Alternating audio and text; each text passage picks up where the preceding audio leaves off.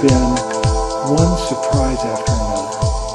I can't think of another country in the world in the 1960s or now that is less boring than China. Never boring.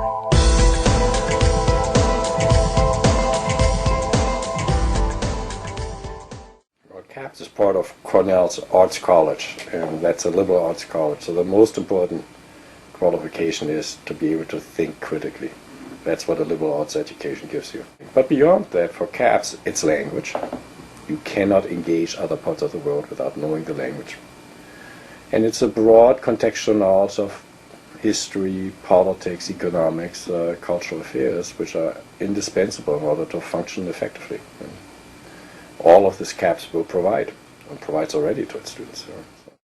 The thing that's great about the major is I think it provides students with a more comprehensive and directed approach to China than they're going to get, not just in any other major on campus, but arguably any place else in the country. The language components, the off-campus components of CAPS really allow students to immerse themselves in China in a way that I don't think very many other students have the opportunity to do. CAPS majors really are learning to understand how to approach, how to appreciate, how to evaluate, how to value China from a number of different perspectives.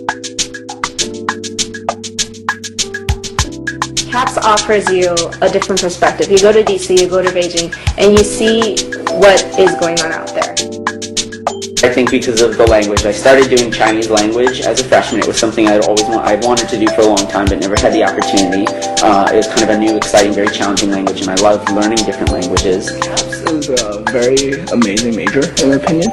There's very few programs out there that combines the intensive Chinese language study with the sort of political and historical analysis of modern China. And as China is growing more economically, I think it's more and more important that we really have a grasp of this, because more and more Chinese students are coming to the US to study. And at the end of the day, their English is probably as good as ours, and our Chinese is not nearly as good as theirs. And in many ways, they can claim to be more bicultural than we are.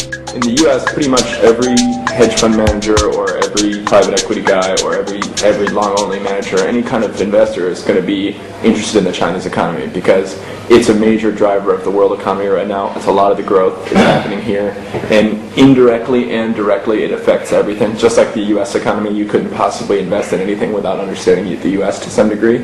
And the new normal is that you have to know about China as well as the U.S. and as well as Europe. So I think it's important.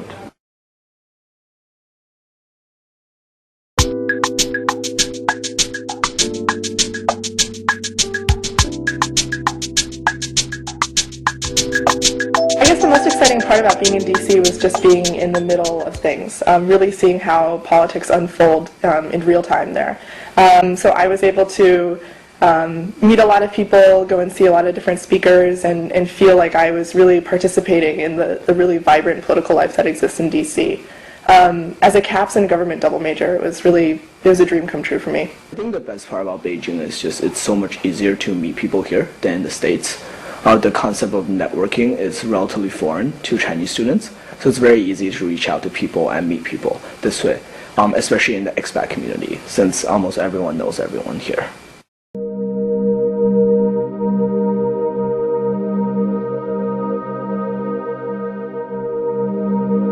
Students have worked in a wide variety of industries and companies here in Beijing, ranging from public sector, government, and NGO work, to journalism, to public affairs, to finance, to consulting, and even in sort of more academic fields.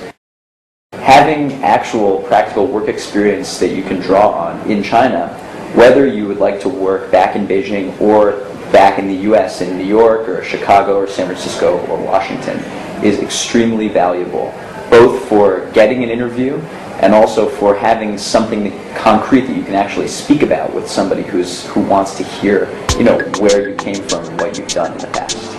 I have a job offer from UBS, So I'm going to start working there in July. I interned at Bain & Company, so it's a management consulting firm, as a part-time assistant. I'm working with Sinotech Digital Jungle, so it's a social media consulting firm based out of Beijing. I interned at the Brookings Institution, and I was working in their governance studies department. There's so many choices. Like, for example, like I already have kind of a backup. Like the job, the place I work at in Tianjin, they kind of already like informally said, hey, like we invite you back to work with us. But I feel like I might want to stay in America just for a couple more years before I come